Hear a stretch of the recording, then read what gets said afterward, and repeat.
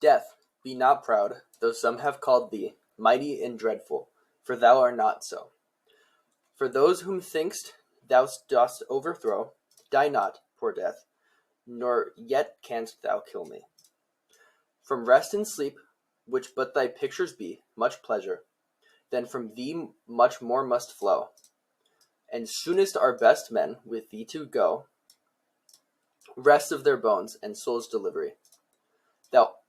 Thou art slave to fate, chance, kings, and desperate men, and dost with poison, war, and sickness dwell, and poppy or charms can make us sleep as well.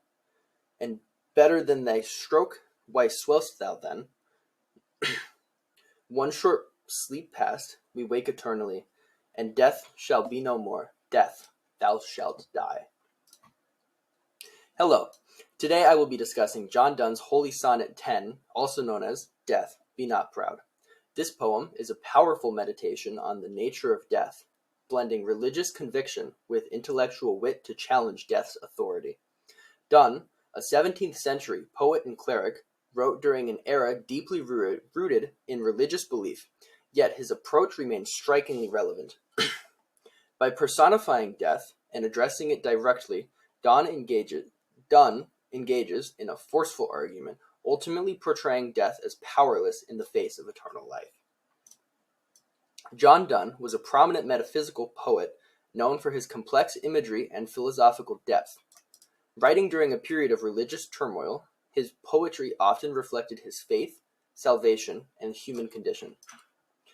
Holy Sonnet 10 follows the structure of a Petrarchan sonnet with an ABBA octave, yet transitions into a Shakespearean sestet with a CDD-CEE rhyming scheme. This fusion of forms reinforces the poem's argumentative progression, leading to its powerful conclusion. The steady iambic pentameter supports the speaker's confident and defiant tone, enhancing the logical and dismantling of death's perceived power. In lines 1 to 2, Death, be not proud, though some have called thee mighty and dreadful, for thou art not so. From the start, the speaker addresses death directly, using an apostrophe to personify it. Death is traditionally feared and respected, but Donne dismisses this notion, asserting that death has no true power. This immediate rejection sets the tone for the poem's argument. Lines 3 to 4. For those whom thou thinkst thou dost overthrow, die not, poor death, not yet canst thou kill me. Here, Donne introduces the Christian belief in eternal life. He mocks death, calling it a poor death, as if it was deluded in thinking it has control over human existence.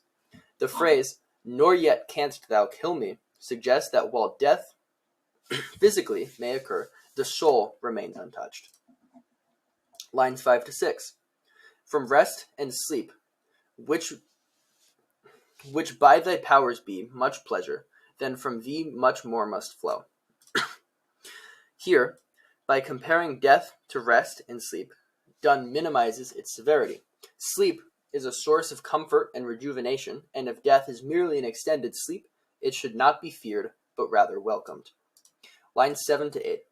And soonest our best men with thee do go, rest of their bones and soul's delivery. The speaker suggests that the virtuous and noble are the first to experience death, implying that it is not a punishment, but rather a release. The phrase, soul's delivery, highlights the Christian notion of salvation, where death is a gateway to eternal peace. Lines 9 to 10. Thou art a slave to fate, chance, kings, and desperate men, and dost with poison, war, and sickness dwell. This marks a shift in the tone as the speaker intensifies his attack. Death is no ruler. Rather, it is subservient to external forces. Kings decide who lives and dies in war, illness claims lives randomly, and desperate men take their own lives. Death, far from being powerful, is merely a byproduct, a slave of these greater forces.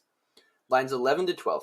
And poppy or charms can make us sleep as well, and better than thy stroke, why swell'st thou then? Donne further undermines death by comparing it to sleep-inducing substances such as opium, poppy, and charms. If such things can bring rest, more gently than death, then why should death be proud? This rhetorical question highlights death's futility. Lines 13 to 14. One short sleep past, we wake eternally, and death shall be no more. Death, thou shalt die. The concluding couplet delivers the ultimate blow to death's supposed power. Death is merely a brief transition before the eternal awakening of the soul. In the Christian worldview, once the soul attains eternal life, death, as itself, ceases to exist. This paradox, that death itself will die, solidifies Donne's triumphant message.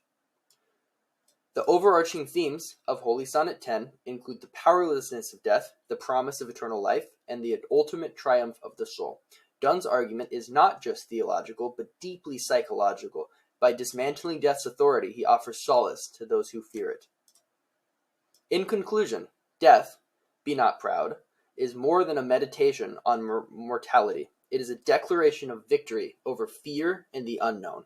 Through bold language, powerful imagery, and religious conviction, Donne transforms death from an enemy into an illusion. His message resonates even today. Death is not the end, but merely a doorway to something greater. Thank you.